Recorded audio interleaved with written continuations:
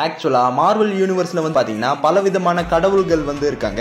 Like Thor ஓடின் மாதிரியான Norse God's, Khonsu Ammit மாதிரியான Egyptian gods and Zeus Hercules மாதிரியான Olympian gods, இப்படி பல கடவுள்கள் இருக்காங்க. இவங்கள தோர் லோக்கியை தவிர்த்து வேற யாருமே தேனோஸ் வந்து இன்ஃபினிட்டி வார் மூவி அப்ப யூனிவர்ஸ்ல இருக்கிற பாதி உயிர்களை அழிக்கும் போது இப்படி ஒரு நிகழ்வை நடக்க விடாம தடுக்கவோ இல்ல இறந்து போன உயிர்களை திரும்ப மீட்டெடுக்கவோ எந்த ஒரு உதவியுமே பண்ணல. ஈவன் இவங்க எல்லாம் உண்மையிலே இருந்தாங்க அப்படிங்கிறதுக்கான அறிகுறியே தெரியலன்னு கூட சொல்லலாம். அது வந்து ஏன் அப்படின்னு கேட்டோம்னா, எம்சியூக்குள்ள நம்ம பாக்குற கடவுள்கள் எல்லாமே ஒரிஜினலாவே கடவுள்கள் தானா அப்படின்னு கேட்டோம்னா கிடையாதுன்னு தான் சொல்லணும். ஏன்னா இவங்க எல்லாருமே கடவுள்கள் அப்படிங்கறத தாண்டி இவங்க எல்லாருமே வேற பிளானட் இல்லைன்னா வேற ரெல்ம் சேர்ந்த காஸ்மிக் என்டிட்டிஸ்னு வேணா சொல்லலாம்.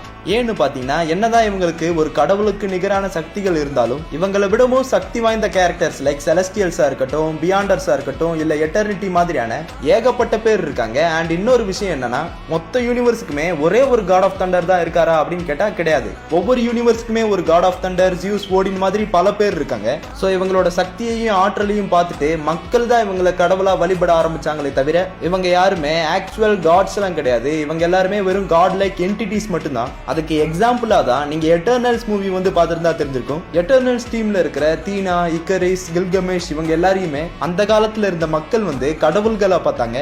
பட் இவங்க எல்லாருமே ஜஸ்ட் செலஸ்டியல்ஸோட ஹெரால்டு மட்டும்தான். அண்ட் இவங்களோட வேலையே மக்களை டிவியன்ஸ் கிட்ட இருந்து பாதுகாத்து மக்கள் எண்ணிக்கை பெருகிறதுல எந்த ஒரு பாதிப்பும் வந்துடக்கூடாதுங்கிறது மட்டும்தான். ஏன்னா ஒரு கிரகத்துல இருக்கிற உயிர்களோட எண்ணிக்கை மொத்தமா பெருகி இருக்கும்போது அந்த கிரகத்துக்குள்ள இருக்கிற ஒரு செலஸ்டியலோட விதை வந்து பாத்தீங்கன்னா அந்த கிரகத்துல வாழக்கூடிய உயிர்களோட லைஃப் ஃபார்ம்ஸை எடுத்துக்கிட்டு அதன் மூலியமா ஒரு முழு செலஸ்டியலா வளர்ச்சி அடையும். அண்ட் இந்த செலஸ்டியல் வந்து பிரபஞ்சத்தோட காஸ்மிக் சமநிலையை பாதுகாக்கும். இது வந்து எப்படின்னா, பண்ணையில நல்லா கோழியை கொழுன்னு வளர்த்துட்டு அப்புறமா அதை அறுத்து பலி கொடுக்கிற மாதிரி தான்.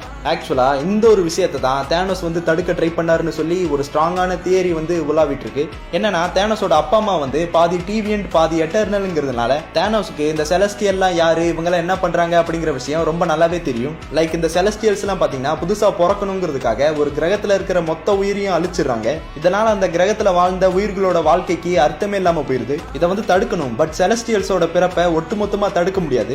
பட் இதை கொஞ்ச நாளைக்கு தள்ளி போடலாம் அப்படிங்கறதுனால தான் தேனோஸ் வந்து யூனிவர்ஸோட பாதி உயிர்களை அழிச்சதா சொல்றாங்க. பட் இதெல்லாம் தெரிஞ்சிருந்தும் கூட செலஸ்டியல்ஸ் ஒண்ணுமே பண்ணல. ஏன்னா செலஸ்டியல்ஸோ எட்டர்னல்ஸோ பிரபஞ்சத்தில் இருக்கிற சாதாரண உயிர்களுக்கு ஏற்படக்கூடிய பிரச்சனையில தலையிட மாட்டாங்க. அப்படி தலையிட்டா அது பிரபஞ்சத்தோட இயற்கை சமநிலையை பாதிக்கும். சோ செலஸ்டியல்ஸும் மூன் நைட்ல நம்ம பார்த்த எஜிப்தியன் காட்ஸ் மாதிரியான கடவுள்களும் தேனோஸ் ஏற்படுத்தின அழிவை ஒரு இயற்கை நிகழ்வா பாக்குறாங்க.